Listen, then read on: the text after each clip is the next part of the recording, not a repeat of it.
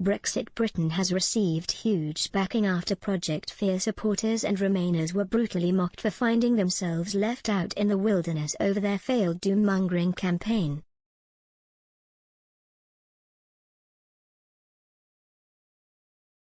The UK formally left the European Union in January 1, 2021, nearly 1 year ago, after signing an 11th-hour post-Brexit trade deal with Brussels.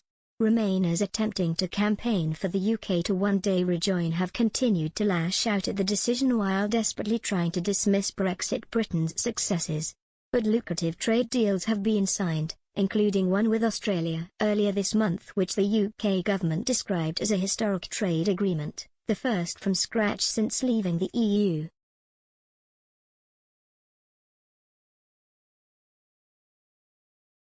Huge companies are now looking to Brexit Britain as well, including oil giant Royal Dutch Shell, which is scrapping its dual share structure and moving its head office to the UK from the Netherlands.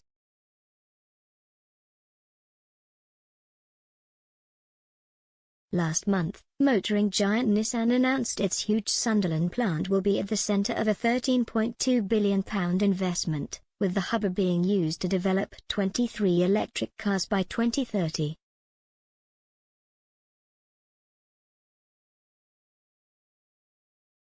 The latest forecasts from the International Monetary Fund, IMF, also show the UK economy is set to outperform the EU's top economies and that of the Eurozone as a whole this year and next.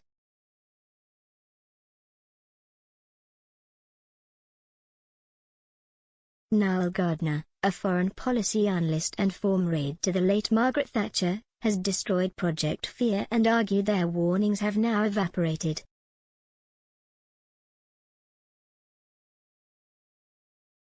He claimed the Project Fear doom-mongering will always be out there, but they have a lost cause on their hands, arguing the Remainer camp looks isolated, out of touch and in the wilderness.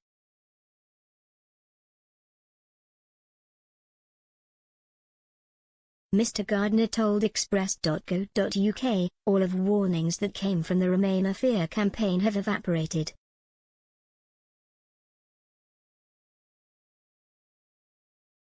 Britain is destined to do very well in the post-Brexit era, free from the shackles of the EU.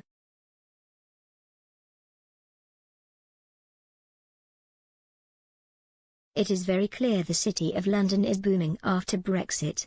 There has been no exodus of jobs, in fact quite the opposite.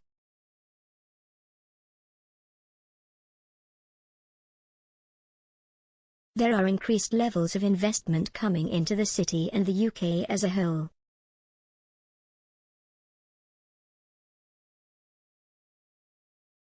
Foreign companies from Japan to the US are setting up new HQs and new factories in the UK.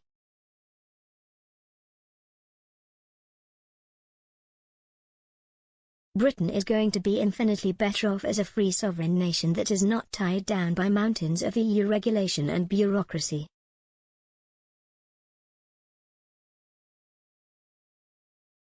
He added, the Project Fear doom-mongering will always be out there, but they have a lost cause on their hands.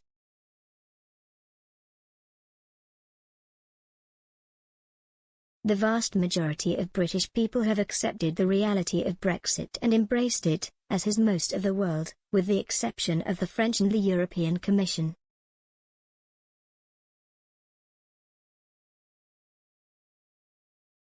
Several European leaders I have spoken to have said they want a constructive working relationship with Brexit Britain.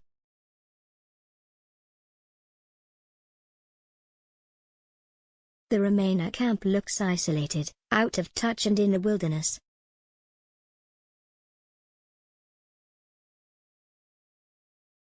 The beaming comments from the foreign policy expert come after Charles-Henri Gallois, president of the Generation Frexit campaign group in France, argued there are now several examples of how Project Fear doom-mongering is being destroyed.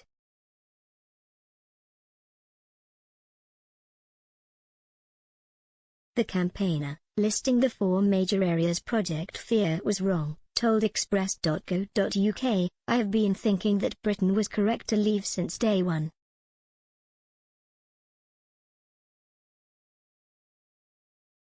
It shows that Project Fear was wrong on everything. Wrong on unemployment, wrong on the growth, wrong on investments, wrong on the pound value.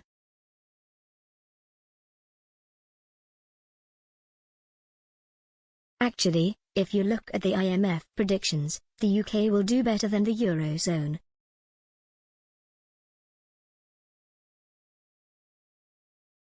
Eric Noyes, also from Generation for Exit, had described the announcement of Shell relocating its main operations to the UK as a political bomb. He told Express.co.uk, "It is an incredibly revealing example. Shell, a British and Dutch company, the third largest in the world, decides, between the EU member country where it has been established for 17 years and the country that has just left the structure governed by the laws of Brussels, to choose the latter."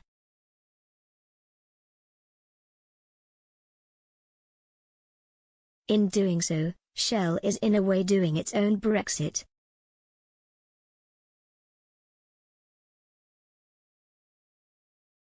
Shell is coming to say to the world to say we too prefer to leave the European Union and the future belongs to those who leave the European Union.